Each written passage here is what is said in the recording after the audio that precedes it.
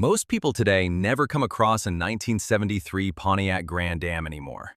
It's one of those cars that had a clear purpose when it came out, but it slipped out of sight so quietly that even people who lived through that era sometimes pause for a second before remembering it. If you ask older Pontiac owners about it, you usually get a simple reaction. They nod slowly and say, "Yeah, those were different. Didn't see them for long." There's no dramatic story attached to it, no loud reputation, just a car that came and went during a time when the American auto industry itself was changing faster than anyone expected. My first time noticing a Grand Am wasn't special at all. It wasn't on a showroom floor, and it wasn't at a car meet. It was parked outside a small, old workshop near my neighborhood. The paint had already started losing its shine. The front end looked a little unusual compared to other cars of that time, and I remember thinking the nose stuck out more than usual. It wasn't the kind of car people pointed at, but it had a quiet presence, the type of thing you remember without realizing why. A few years later, it wasn't there anymore. The workshop closed, the car disappeared, and that was that. I didn't see another Grand Am for a long time. And that's how it is for many people. They saw one once, maybe twice, and then it faded away completely. The interesting part is this. Pontiac didn't build the Grand Am as a side project. They had serious plans for it. The early 70s were a difficult time, and the company needed something new to stabilize its direction. The Grand Am was supposed to represent that new direction, a car that mixed the traditional Pontiac feel with the changing expectations of American buyers. But the timing couldn't have been worse. Insurance rates were rising, emissions rules were getting stricter, fuel prices were climbing. People were starting to look for cars that were smaller, lighter, and more efficient. The Grand Am, meanwhile, was a mid-size car with familiar V8 options. Good for the past, but not perfect for what the market was moving toward. The real story of the 1973 Grand Am isn't about failure. It's about a car that was introduced at a moment when the entire industry was shifting direction. Pontiac tried to respond, but the environment changed faster than they could adjust. When you look at the Grand Am today, especially in the rare moments you find one in a backyard, a workshop, or tucked inside a garage, it tells a straightforward story. Pontiac built a car they believed in, but the world around them had already started asking for something else. So the question becomes simple. If the Grand Am had potential, why did so few people remember it? To answer that, we have to step back into the early 1970s. Not in a dramatic way, just in the real context of what was actually happening in America and inside Pontiac at that time. Because the Grand Am didn't fade due to one issue. It faded because the environment around it shifted in every direction at the same time. This is where the real explanation begins. The environment, the timing, the pressure on Pontiac, and the moment the Grand Am stepped into a world that wasn't ready for the kind of car it was built to be. In 1973, the American auto industry was entering a difficult period. For more than a decade, large V8 cars shaped the roads, and Detroit had grown comfortable building vehicles around power, size, and confidence.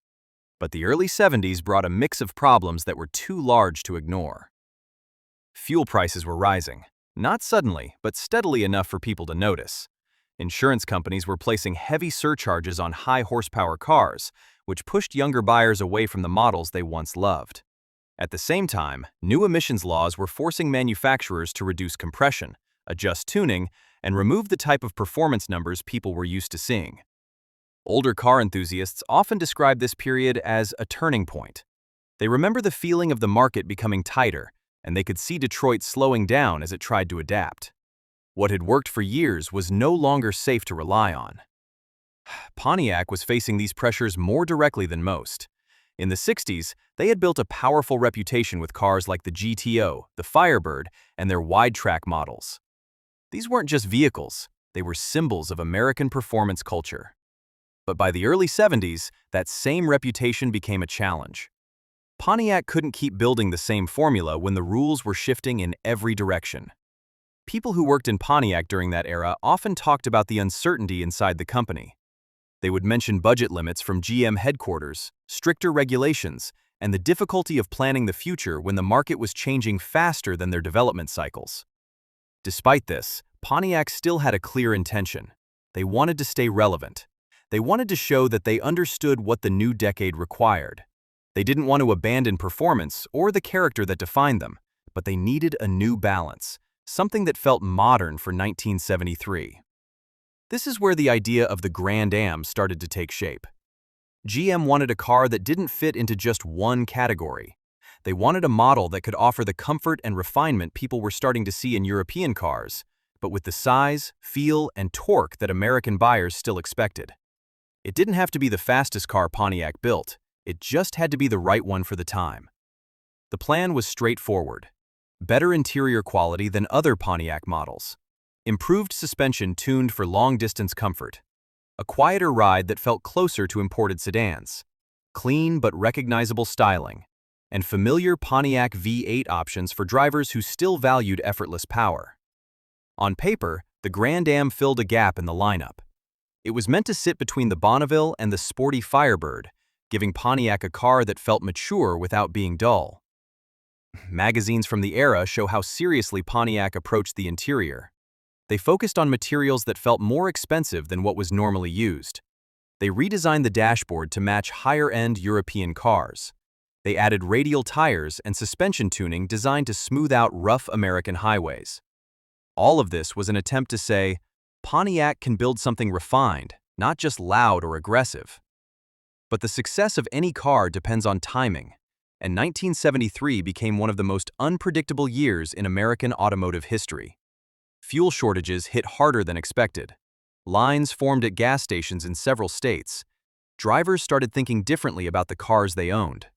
Suddenly, large mid-size vehicles, the exact category the Grand Am belonged to, became less appealing. Buyers were turning towards smaller models, imports, or anything that promised better fuel economy. Even people who liked the new Grand Am hesitated. Owning a V8 sedan during a period of rising fuel costs felt impractical. Not wrong, just badly timed. This shift affected Pontiac's overall strategy. The Grand Am was supposed to guide them into the mid-70s with a stronger identity, but the conditions around its launch changed too quickly. There wasn't enough time to adjust marketing, pricing, or the model's long-term plan. Another issue was positioning. Pontiac dealers struggled to communicate what made the Grand Am different. Was it a sporty sedan? A luxury alternative? A practical family car? It sat between categories, which made it flexible on paper but unclear in showrooms. Customers, especially older ones, often want a car with a simple identity. They want to know what a model represents. The Grand Am's mix of features made it unique, but it also made it harder for people to classify. That lack of clarity hurt sales. Not dramatically, but steadily enough that Pontiac couldn't build momentum. The car simply didn't fit the moment, yet many of its features were ahead of their time. The improved interior, the tuning philosophy, and the attempt to blend comfort with American muscle DNA would later become common strategies in the industry. But in 1973, those ideas weren't what the market was asking for. So while Pontiac believed in the direction they were taking, the rest of the industry and the buying public had already shifted their attention. And this is where the human story of the Grand Am begins to emerge. Because the car itself wasn't the problem. The people behind it were trying to push Pontiac forward. They were working within real limitations. They saw what was coming, even if the timing wasn't on their side. Behind every car that fades from memory, there are people who tried to give it a purpose. The 1973 Pontiac Grand Am is no exception. Pontiac didn't build it by accident or as a filler in the lineup. It came from teams who understood the brand's past and were trying to guide its future without losing what made Pontiac recognizable. One of the key groups behind the Grand Am was Pontiac's design studio, led by people who had lived through the wide-track era and the rise of the GTO. They understood the expectations Pontiac buyers had. They also understood that the world wasn't the same anymore. Regulations, budgets, and public preferences had changed the landscape. Designers from that era often described the challenge in simple terms. You couldn't build a 1960s car in the early 70s, but you also couldn't ignore what Pontiac stood for. This balance shows in the Grand Am's interior more than anywhere else. Pontiac put genuine effort into making it feel more refined. Soft-touch materials were added where hard plastics used to be. The dashboard shape was cleaner and more modern. The door panels had deeper contouring. These details came from designers who believed American brands could match the comfort and quality people were starting to notice in European imports. It wasn't luxury for show. It was an honest attempt to improve the feel of a Pontiac without making it something unrecognizable. Mechanically, the team took another familiar Pontiac strength and shaped it for changing times. The radial-tuned suspension, something that would become one of Pontiac's signature achievements later, was part of the Grand Am's foundation.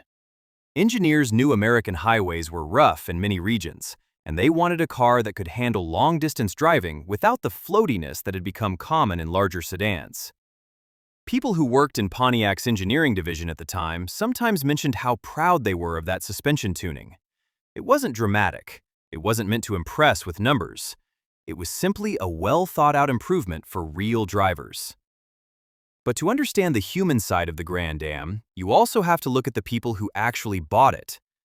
The Grand Am didn't attract the same buyers who wanted a Firebird or a GTO. It appealed more to drivers who wanted something comfortable but still connected to the older Pontiac spirit. Early buyers often described the car as quiet but with personality. They noticed the interior right away. They appreciated the handling improvements, and many of them were older than Pontiac's usual performance crowd. These owners weren't looking for a quarter-mile machine. They wanted a car that felt solid, respectable, and familiar. The Grand Am fit that need better than most people expected. Dealers from the era said something similar. The people who understood it really liked it, but not many walked in looking for that kind of car. That disconnect played a role in how the Grand Am was received. Pontiac created a car that made sense, but not for the shoppers who were walking into showrooms in 1973. And while early buyers appreciated the effort, it wasn't enough to shift national demand. The other important part of the Grand Am's human story comes from mechanics who worked on them when they were new. Many mechanics respected the car more than the general public did. They liked the 400 cubic inch V8 for its reliability. They liked how the suspension responded after alignment. And they appreciated that Pontiac built something intended to last, not just impress. But even they admitted the same thing. The car needed more clarity in its purpose. Mechanics often said customers didn't fully understand what they were buying.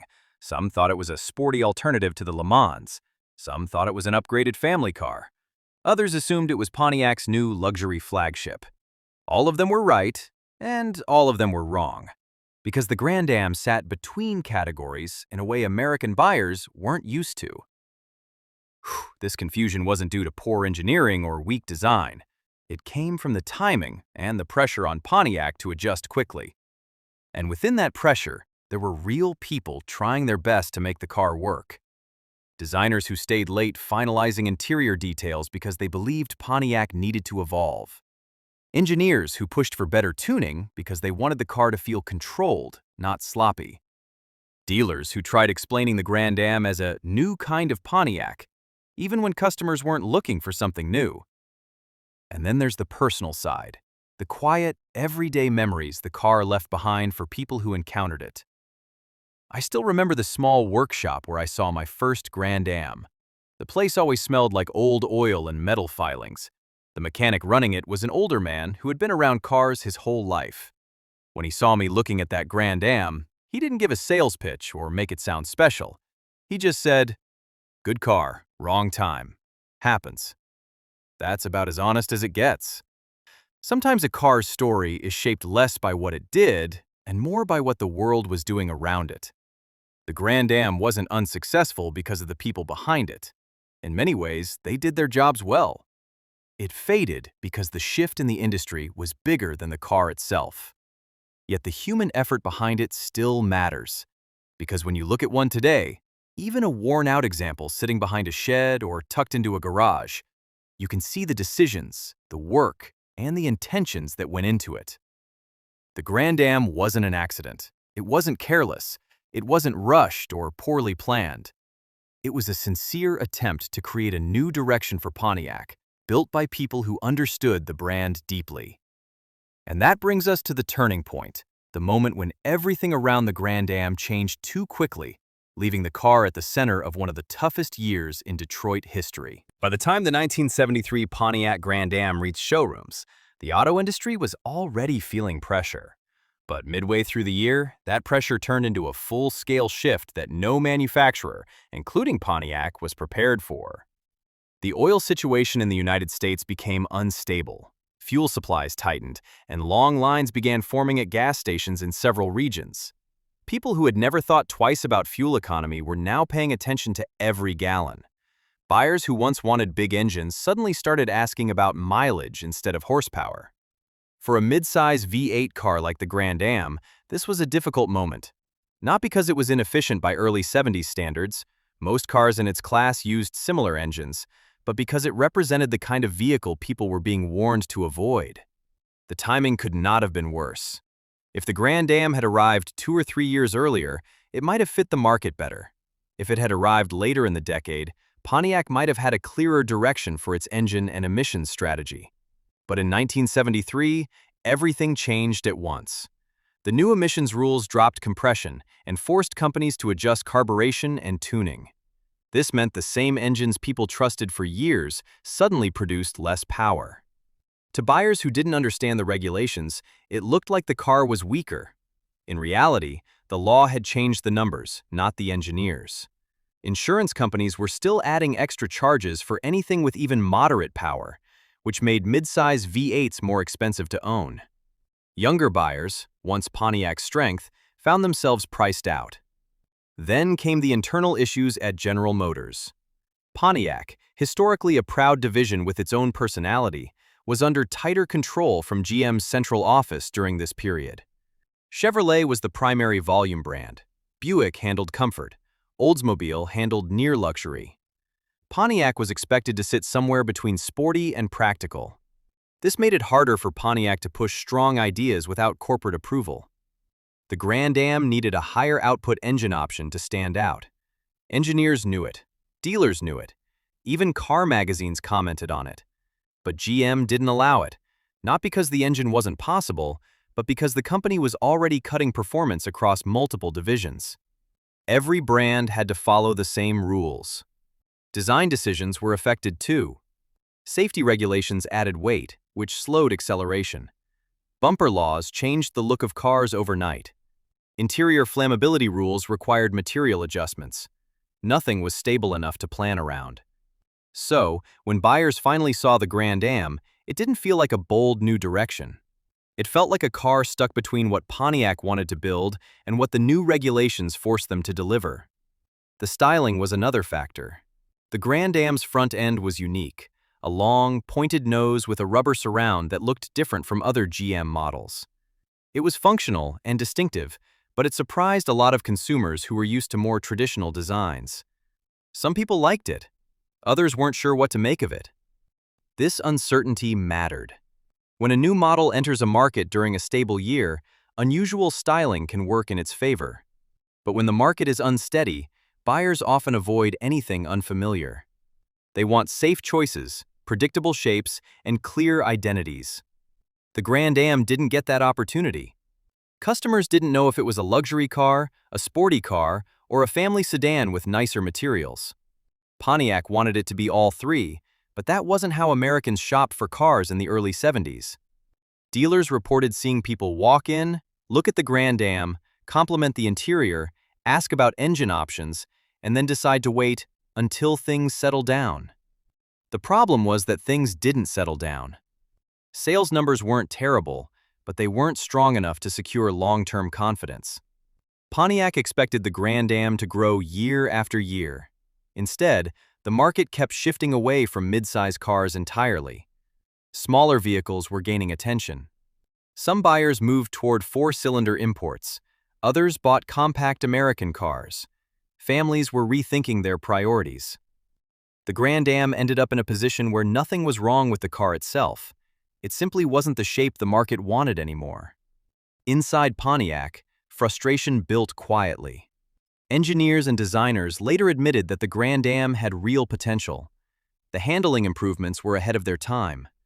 The interior quality was better than most American sedans in its class. The idea of blending comfort with performance would later become common in the 80s and 90s. But in 1973, the idea was too early. The turning point wasn't a single event. It was a combination of problems: rising fuel costs, reduced engine output, changing regulations, unclear buyer priorities, and GM's internal limits on Pontiac's freedom. All of it combined into one difficult reality: the Grand Am never found stable ground. Dealers noticed the trend within the first year. Test drives were positive, but hesitation remained high. Owners who did buy the car often appreciated it, but the wider market moved elsewhere. By the mid-70s, Pontiac shifted focus again. They had to respond quickly to the ongoing fuel concerns and new rules. The Grand Am didn't fit the new direction, and it slowly stepped out of Pontiac's plans. There was no major announcement, no farewell campaign, no attempt to defend the model's purpose. It simply left the lineup. Its short presence on the market is one reason the 1973 Grand Am became so rare so quickly.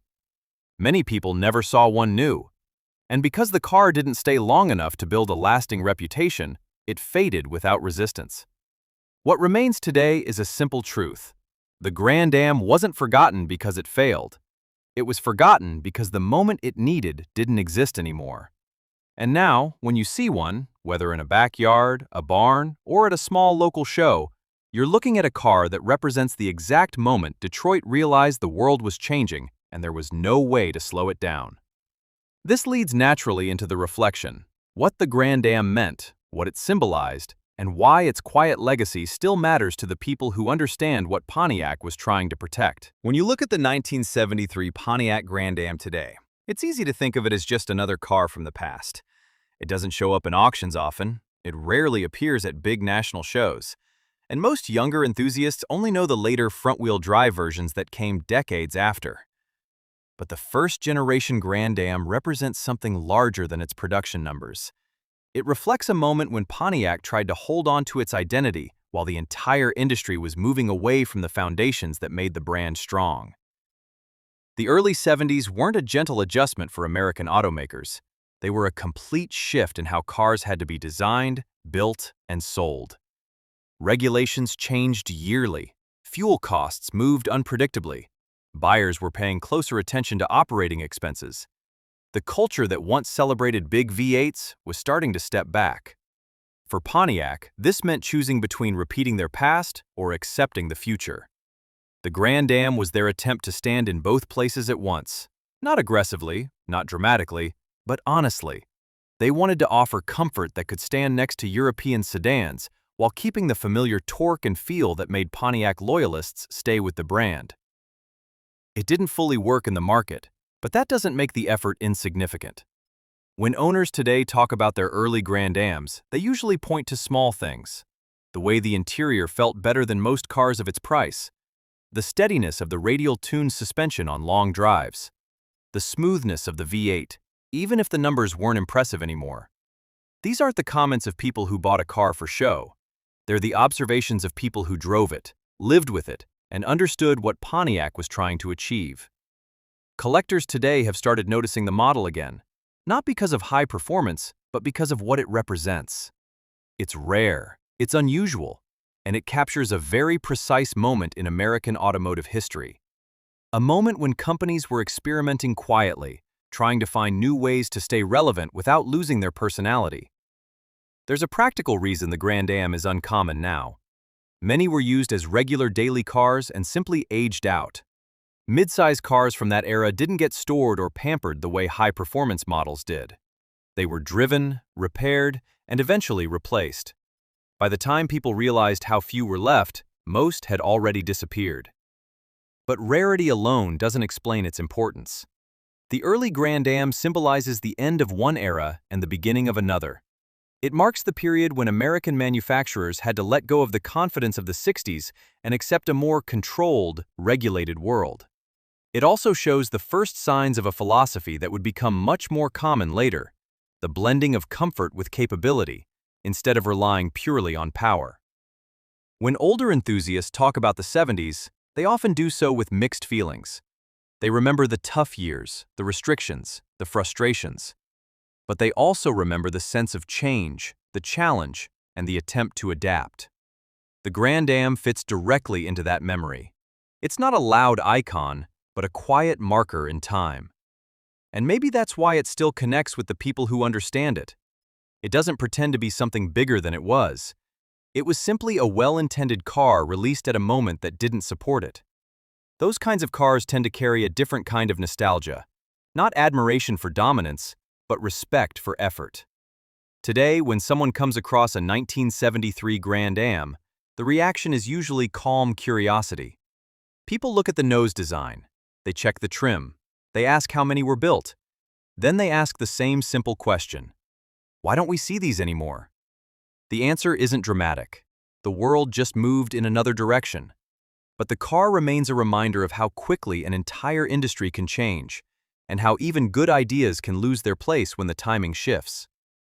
This reflection sets the stage for the final part of the story: what happened after, how Pontiac moved forward, and why the first-generation Grand Am still deserves a place in the broader memory of American automotive history. After the 1973 Grand Am left the market, Pontiac faced the same challenges every American manufacturer did. The industry kept tightening.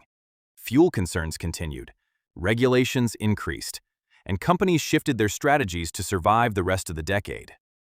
Pontiac revisited the Grand Am name in later years, but the original concept, a balance of American torque and European-style comfort, didn't return in the same form.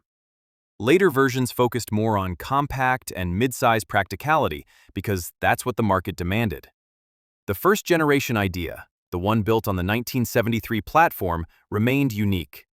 Looking back, it's clear the early Grand Am wasn't forgotten because it lacked purpose. It was forgotten because the conditions it stepped into weren't stable enough to support anything experimental or transitional. Buyers wanted certainty, not new segments. The Grand Am was a car built for a direction Pontiac believed in, but the rest of the industry wasn't ready to follow. Even so, its legacy didn't disappear entirely. Many of the things Pontiac tried on the Grand Am, better interior feel, radial-tuned handling, and a refined driving experience, would become far more important in the 1980s and beyond. It just happened too early to earn credit at the time. For people who owned the car new, the memories are often straightforward. They talk about long highway trips. They talk about how comfortable the seats were. They talk about the steady feel on the road, especially compared to other mid-size cars of the era.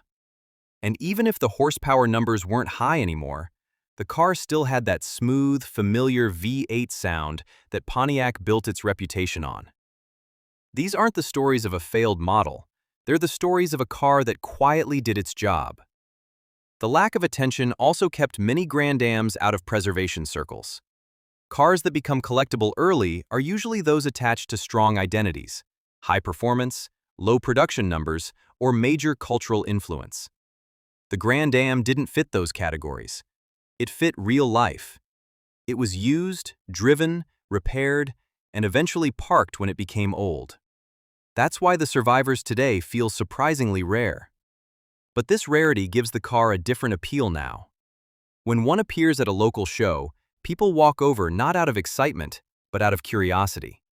They recognize the shape. They study the nose.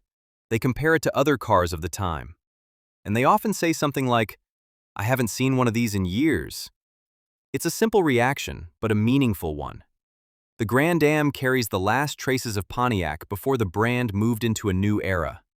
It shows the final moment when American mid-size cars still carried the weight of the 60s behind them, even as the world shifted forward. It also represents the effort of people inside Pontiac who were trying to steady the brand. Engineers who tuned the suspension carefully, designers who pushed for higher quality materials, product planners who wanted Pontiac to stay relevant in a changing marketplace. Their work didn't disappear. It simply wasn't recognized in the moment. Every automotive era has a car like this, a model that stood at the edge of change. Not a headline car, not a legend, just a machine that shows the turning point more honestly than anything else. The Grand Am is that car for Pontiac. When you see one aging quietly behind a house or stored in an old garage, it doesn't look like a forgotten project.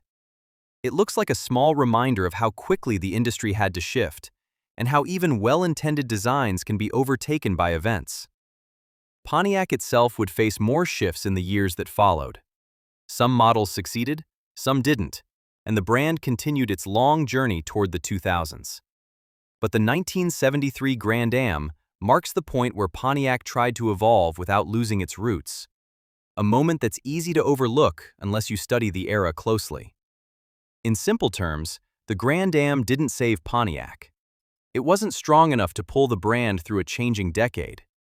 But it showed that Pontiac understood what was coming, even if they couldn't fully prepare for it. For older car lovers, that honesty matters. It's not a car that pretended to be something it wasn't. It didn't chase unrealistic performance goals. It didn't hide its intention. It was a practical attempt at blending two automotive worlds, the one Americans knew and the one that was emerging. That's why, even quietly, the Grand Am has earned respect among people who take the time to understand it. So when you look at the 1973 Grand Am today, you're not looking at a missed opportunity. You're looking at the final steps of an era that shaped American car culture. You're looking at Pontiac trying to move forward without letting go of what made the brand meaningful. The car may be rare now. It may be overlooked.